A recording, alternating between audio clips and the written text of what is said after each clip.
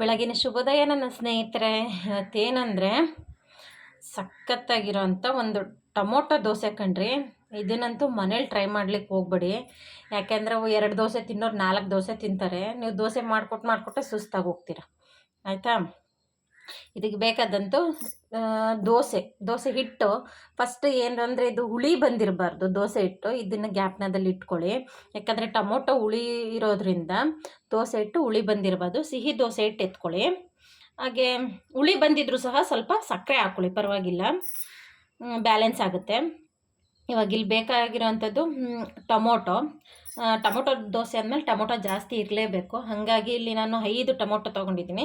ಒಂದು 2 ಗೆಡ್ಡೆ ಬೆಳ್ಳುಳ್ಳಿ, 1 ಟೀ ಸ್ಪೂನಷ್ಟು ಜೀರಿಗೆ, 7 ಒಣಮೆಣ್ಸಿನ್ಕಾಯಿ, ನಿಮ್ಗೆ ಖಾರಕ್ಕೆ ಎಷ್ಟು ಬೇಕೋ ಅಷ್ಟು ಹಾಕ್ಕೊಳ್ಳಿ. ಹಾಗೆ ಉಪ್ಪು, ಕೊತ್ತಂಬರಿ ಸೊಪ್ಪು. ಇಲ್ಲಿ 7 ಮೆಣಸಿನ್ಕಾಯಿ ತೊಗೊಂಡಿದ್ದೀನಿ. ನಿಮಗೆ ಖಾರ ಹೆಚ್ಚು ಕಮ್ಮಿ ನೋಡಿ ತೊಗೊಳ್ಳಿ. ಇವಾಗ ಏನು ಮಾಡೋದು ಅಂದರೆ ಈ ಕೊತ್ತಂಬರಿ ಸೊಪ್ಪನ್ನ ತೆಗ್ದು ಹಿಟ್ಟಿಗೆ ಹಾಕ್ಬಿಡೋಣ. ಯಾಕೆಂದರೆ ಅದು ರುಬ್ಲಿಕ್ಕಿಲ್ಲ. ಮತ್ತು ಇನ್ನಿಲ್ಲಿ ತಟ್ಟೆಲಿರೋವಂಥ ಪದಾರ್ಥಗಳೆಲ್ಲ ರುಬ್ಬುವಂಥದ್ದು. ಇದನ್ನು ರುಬ್ಕೊಳ್ಳೋಣ. ನೀರು ಏನು ಹಾಕೋದು ಬೇಡ ಸ್ನೇಹಿತರೆ, ಯಾಕಂದರೆ ಟೊಮೊಟೊದಲ್ಲೇ ನೀರಿನ ಅಂಶ ಇರುತ್ತೆ. ಒಂದೊಳ್ಳೆ ಫೈನ್ ಪೇಸ್ಟ್ ಮಾಡ್ಕೊಳ್ಳೋಣ. ಈಗ ನೋಡಿ ಸ್ನೇಹಿತರೆ, ಚೆನ್ನಾಗಿ ಪೇಸ್ಟ್ ಆಗಿದೆ. ನೋಡಿದ್ರೆ ನಿಮಗೆ ಗೊತ್ತಾಗ್ತಾ ಇದೆ. ಇವಾಗ ಈ ದೋಸೆ ಹಿಟ್ಟು ಏನು ಅಂದರೆ ತುಂಬ ತೆಳು ಇರಬಾರ್ದು. ದೋಸೆ ಹಿಟ್ಟು ಗಟ್ಟಿಯಾಗಿರಬೇಕು. ಯಾಕೆಂದರೆ ಟೊಮೊಟೊ ಹಾಕ್ತೀವಲ್ಲ, ಅದರಲ್ಲಿ ನೀರಿನ ಅಂಶ ಇರುತ್ತೆ. ನೀವೇ ನೋಡ್ತಾ ಇದ್ದೀರಾ ಎಷ್ಟು ಗಟ್ಟಿ ಇದೆ ಅಂತ. ಇವಾಗ ಈ ಟೊಮೊಟೊ ಪ್ಯೂರಿ ಏನಿತ್ತೋ ಅದನ್ನು ಸಹ ಇದಕ್ಕೆ ಹಾಕ್ಕೊಂಡು ಒಂದೊಳ್ಳೆ ಮಿಕ್ಸ್ ಕೊಡೋಣ. ಉಪ್ಪೆಲ್ಲ ಈಗ ನೋಡ್ಕೊಬಿಡಿ ಸ್ನೇಹಿತರೆ. ಇಲ್ಲೊಂದು ಸ್ವಲ್ಪ ಆವಾಗಲೇ ಉಪ್ಪು ಹಾಕಿದ್ನಲ್ಲ, ಮತ್ತೆ ಇನ್ನೊಂದು ಸ್ವಲ್ಪ ಉಪ್ಪು ಹಿಡಿತಾ ಇದೆ. ಹಾಗಾಗಿ ಸ್ವಲ್ಪ ಉಪ್ಪು ಹಾಕಿ ಚೆನ್ನಾಗಿ ಕಲಿಸ್ಕೊತೀನಿ. ಹಾಗೆ ದೋಸೆ ಹಾಕಲಿಕ್ಕೆ ಹಂಚು ಸಹ ಬಿಸಿಗಿಡ್ತೇನೆ. ನೋಡಿ ಸ್ನೇಹಿತರೆ, ಹಂಚು ಕಾದಿದೆ ಕಣ್ರಿ. ಈಗ ಒಂದು ಸೌಟಲ್ಲಿ ನಿಮಗೆ ಎಷ್ಟು ತೆಳುವಾಗಿ ದೋಸೆ ಹಾಕ್ಲಿಕ್ಕೆ ಬರುತ್ತೋ ಅಷ್ಟು ತೆಳುವಾಗಿಯೂ ಸಹ ದೋಸೆ ಹಾಕಿ. ಯಾಕಂದರೆ ಇದು ತೆಳುವಾಗಿ ಬಂದರೆ ಒಂದು ಚೆನ್ನಾಗಿ ಗರಿ ಗರಿಯಾಗಿ ದೋಸೆ ಬರುತ್ತೆ. ಎಣ್ಣೆ ಸ್ಪ್ರಿಂಕಲ್ ಮಾಡ್ಕೊಳ್ಳೋಣ. ಹಾಗೆ ನಾವು ಕೊತ್ತಂಬರಿ ಸೊಪ್ಪನ್ನ ಎಷ್ಟು ಸಣ್ಣದಾಗಿ ಕೊಯ್ತೀವೋ ಅಷ್ಟು ತೆಳುವಾಗಿ ದೋಸೆ ಬರ್ತದೆ.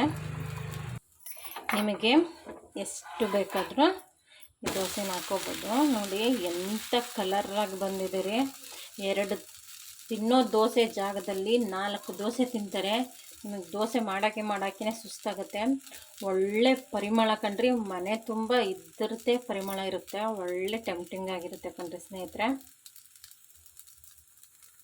2 ಕಡೆನೂ ಚೆನ್ನಾಗಿ ಬೇಯಿಸ್ಕೊಳ್ಳಿ. ಹಾಗೆ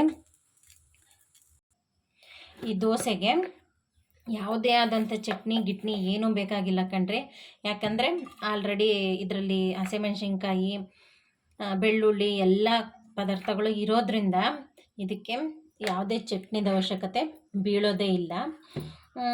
ತುಂಬ ಟೇಸ್ಟಾಗೂ ಸಹ ಇರುತ್ತೆ. ಎಷ್ಟು ಸಾಫ್ಟಾಗಿರುತ್ತೆ. ನೀವು ಕ್ರಿಸ್ಪಿಯಾಗಿ ಬೇಕು ಅಂದರೆ ಲೋ ಫ್ಲೇಮಲ್ಲೇ ಕ್ರಿಸ್ಪಿಯಾಗಿ ಮಾಡ್ಕೋಬೋದು.